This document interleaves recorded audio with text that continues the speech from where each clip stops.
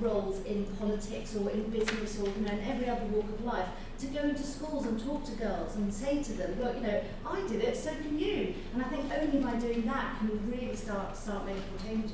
Do you ever lack confidence yourself? Do you ever find yourself thinking, I'm not sure I can do that? Yes, absolutely. Estelle Morris was the Labour Education Secretary, famously sort of said, I just don't think I was very up to it. Which was a terrible thing for her to say. I know, and she was people really criticised her for it, and I thought it was actually quite a brave thing to say.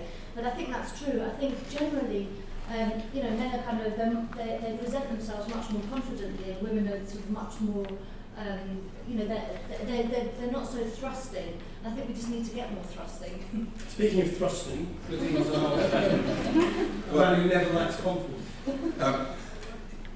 I had a statistic today that. And it was a tweet as being a great achievement, but actually when you think about it, it's pretty miserable. Something like Parliament's had something around 340 women join it over 100 years. So the equivalent of, there's 650 of us in that chamber, the equivalent of half of our Parliament in 100 years is what we've achieved in terms of getting women on those green benches. That, I think, is a pretty damning indictment of how good this place has been at attracting women and making them think about wanting to be parliamentarians. I sit on a board of a FTSE 250 company, and coming from the world of research, which you mentioned, Krishnan, I observe the difference between the female member of the board and the males. Whenever we discuss something at the board, it's the woman who says, actually, you know what, I haven't quite understood that, can you explain that again? None of the males would actually say, I haven't understood that. They always have a very, very definite view about that particular agenda item.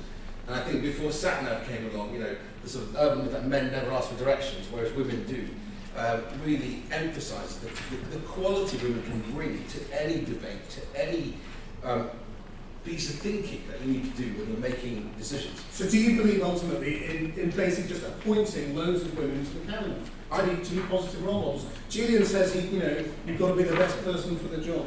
I think the challenge is about filling the pipeline. Right? If you can fill the pipeline with more and more women, you will have women then gaining the experience. Because when you get here, you still need to gain the experience of, one, how this place works, then going through the ranks of becoming a PPS, Parliamentary Private Secretary, a junior minister, and rising through those before you get to the front bench. Some people, men and women by the way, have risen too quickly and found the space pretty miserable. And so I think the challenge is how do you fill the pipeline, not just in politics, but in business as well. We talk about the boards and getting 25% of boards to be female.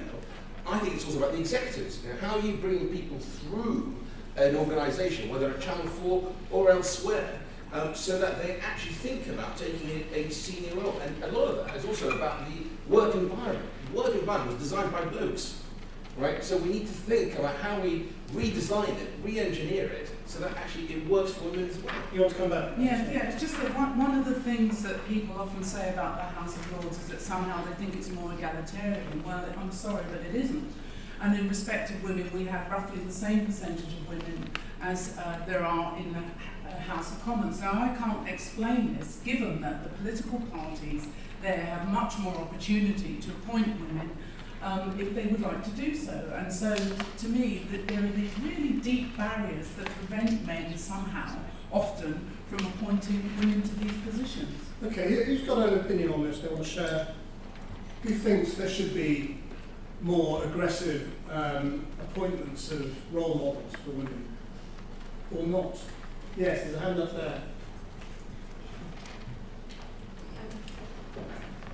I just agree there should be more women. For example, I've met Ms. Siobhan Leeton and I find her quite inspirational, and I think she spoke on Women's International, and I do think there need more women out there, especially going in and out of schools, because I didn't know who she was until I met her during working experience, and getting to speak to her a lot more, I realised if I knew about her, I most likely would have voted for her in the 2012 mayor election. So I do think a lot of women need to be going in and out of schools, speaking to young people, and actually socialising with them, because no one has faith in politics anymore. No one has faith in those who are in the House of Commons and the House of Lords. So we need much more young women and old women as well, but a lot more younger politicians, especially women, to actually interact with young people.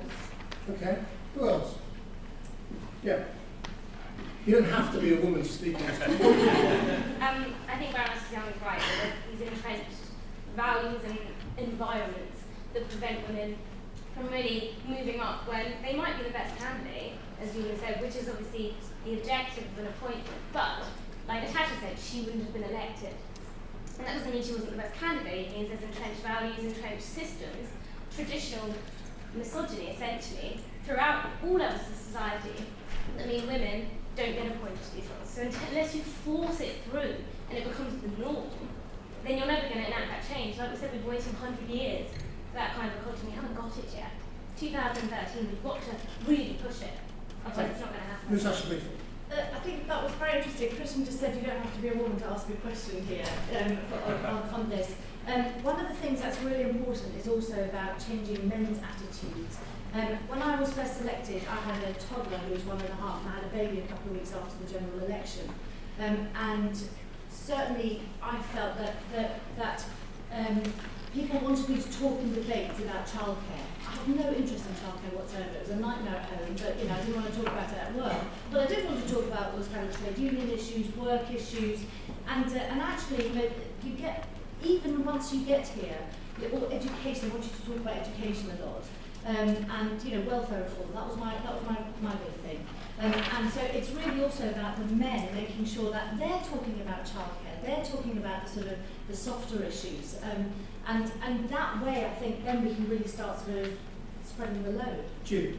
I think that there's another thing to say. You're absolutely right about the sort of stereotypes and trying to break them apart. And I used to be on Cambridgeshire County Council, and there was a new chief executive who came in who'd been a footballer. And there were 3 group leaders. The leader of the Conservative group was male, and the leader of the Lib Dems and of Labour were both female. So it was like, started chatting to the leader of the Conservatives about football, assuming he'd be interested. Actually, both of the women were huge football fans. They really loved it. And the bloke hated football. This guy couldn't quite understand this was the case. So you see a lot of that. I think it starts well before even the age of anyone in this room. If you look at, it still annoys me when you see toys for girls, toys for boys. There are very few toys which have to be specifically for one gender or another. Most things could be far more mixed. If you have toys that are sort of engineering-y for men, then that's what they'll learn is the right thing to do. And you see this throughout. There's a lot we could talk about with this. There's a competition at Cambridge with the student union where they got people to hold up signs saying, I need feminism because. I remember one of them was because I don't want people to think that you don't look like a physicist is a compliment. And there really is an issue in a whole lot of areas with that message. So it starts much, much earlier. I'm not sure I like the idea of fitting women into the pipeline, but I think it is about getting people to open their opportunities. Can I just pick you up on what you were saying about not picking the best woman for the job without being patronising? You've got to be the best person. I mean, isn't that the core of this problem? That it is largely men who decide who is the best person. This sort of idea that you can sort of have a genuinely scientific process ever in any kind of selection process and pick the best person is nonsense. It's usually down to some sort of personal opinion and personal preference.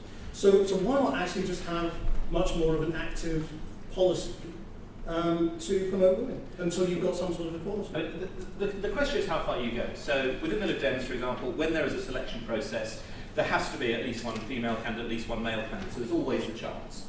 We do a lot to try to support female candidates to stand. But we don't go as far as saying, in Cambridge, it must be a woman, it cannot be a man. Why not? Actually, we had a very interesting debate at our conference, where I think the only party now which actually has debates at our conference, where this was thrashed out. And it was the arguments from young women, including Jo Swinson, who was not yet an MP at the time, where she said, I'm going to become an MP by being a better person. I don't want this because I see it as patronising. And that's the real problem. I think you should do a lot to help women get in. But a huge number of young women that I talk to don't want there to be this sort of completely protected space. I think what's interesting, and Natasha, I'm sure will correct me if I'm wrong on this, but there was an article that I was reading which said that, and this may be wrong, I haven't checked this, that since Labour introduced all-women shortlists, women haven't been selected in seats where there wasn't an all-women shortlist. And I mean, that's slightly more insistent. That may be wrong, I haven't checked it, it's just something I read. So it is a really, really tough issue. You have to do a lot to get women in, but I just don't like the idea of saying, it must be that. And as I say, lots and lots of young women don't want that. Let's change the subject, unless anyone's desperate move on this before I move on. Go on, briefly, just make a point and then